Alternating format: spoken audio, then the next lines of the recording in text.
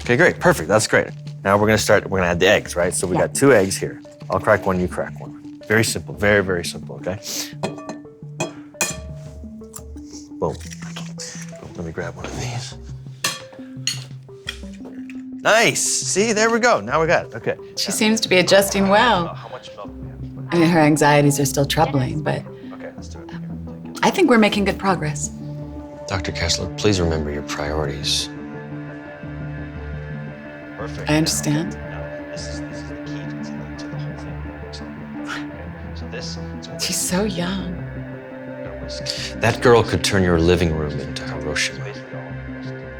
Don't forget that. I don't even know what we have to do. There you go.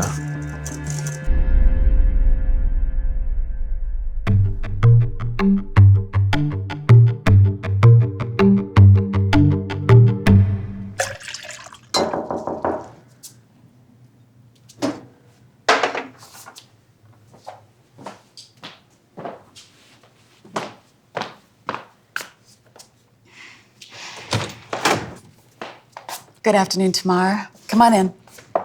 Good afternoon, Dr. Kessler. Pleased to see you again. I like the look you've got going on. Graham and I were experimenting with clothes. Yesterday, I was a Disney princess. We went out for a coffee. The day before that, I was a professional woman, the kind who works in an office and bosses people around. That sounds like fun. Yeah. Yeah. Is it helping with your anxieties? It is. And I've been trying to leave the apartment once every day, like you suggested. It helped. It made it fun. I had a panic attack on the bus afterwards, but it went away. I think Graham might have a crush on me.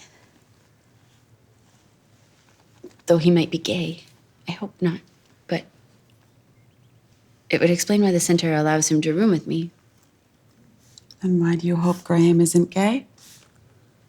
Well, you know, because he makes me feel warm and safe. He's like a big brother and a protector and a prince all in one. I'd be lying if I said I didn't have a crush on him, actually. And I know that even if he liked me back, nothing could happen. And why do you say that? Dr. Kessler, I assume you've experienced what an orgasm is like. Yes. Yes, I have. Well, I haven't. Because it's about reaching a point of pleasure beyond thought, beyond control, and I can't risk that, not for a moment. And you worry that sex would distract you from controlling your powers? You don't think so? Well, I'm not the expert on that, Tamar. I can't speak on that. But what sort of distraction do you think sex would be for you? What sort of trigger? Joy. Uncontrollable, uncontainable joy. And I can't afford anything I can't control or contain. Imagine it felt good.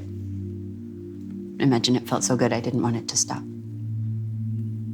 Yes. If I never wanted it to stop, I could maybe make him never want it to stop. And then I wouldn't ever know if he really liked me. Or if it hurt.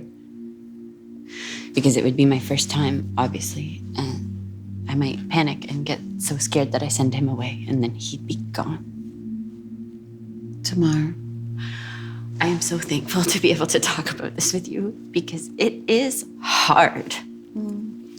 It must be difficult. It is. I knew him at the center, but there he was just one among many. He's so real now. He makes me feel like I can do this. And For once, I'd love to have someone who is mine. Okay. Yeah. Could you tell me a little bit more about that? Well, at the center, everything, the food, the staff, the facility was for me. But it was in service of something bigger, keeping me calm and controlled. It was all for me, but nothing, not since I was a child, has ever really been mine.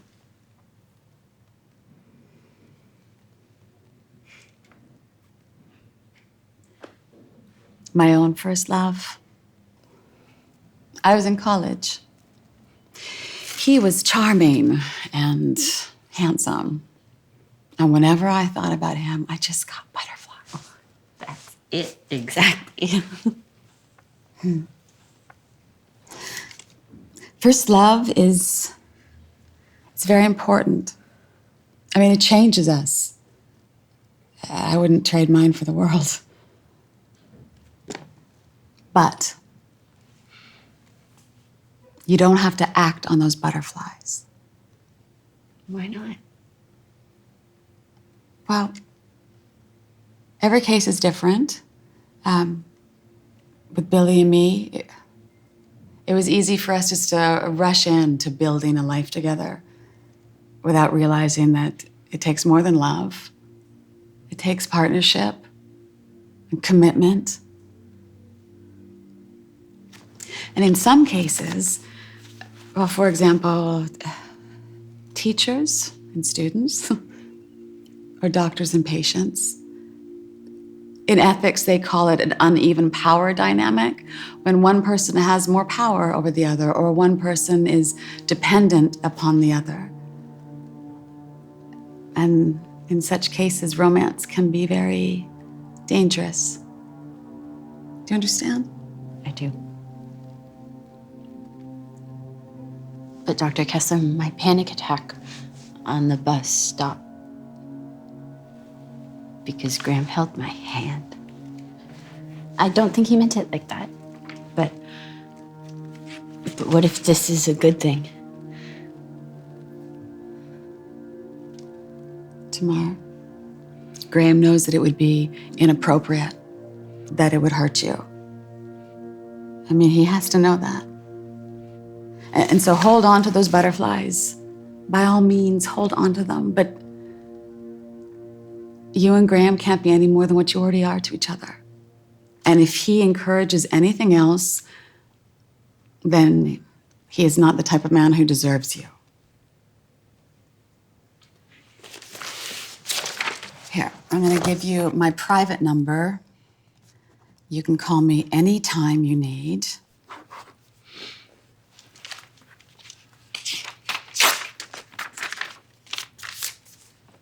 And just be careful, okay? And be safe.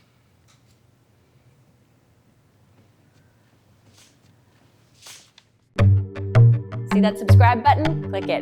Boom. Thank you so much for watching.